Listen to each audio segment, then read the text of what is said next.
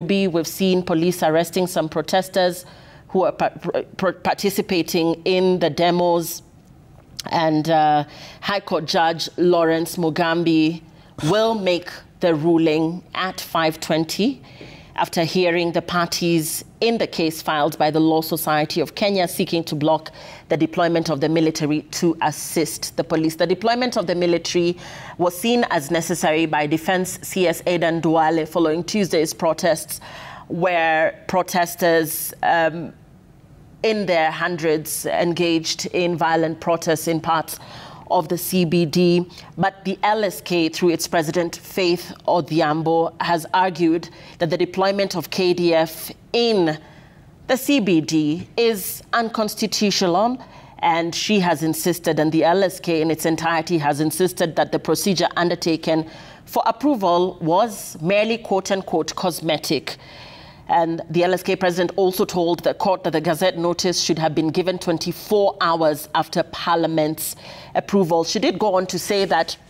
what we are seeing, quote-unquote, is Parliament and the executive treating us to a circus to cover up.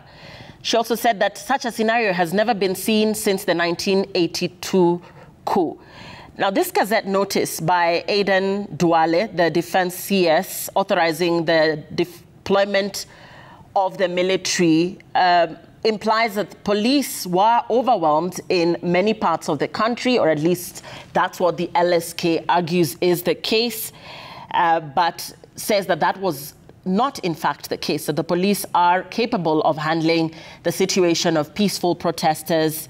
and therefore the support of the Kenya Defense Forces is actually not necessary, as it would actually amount to intimidation and what would be seen as a police state.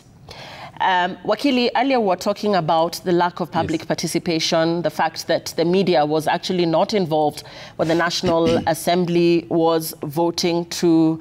approve the Gazette notice, or this move by Aidan Duale, the Defense CS, to call on the KDF to move in to assist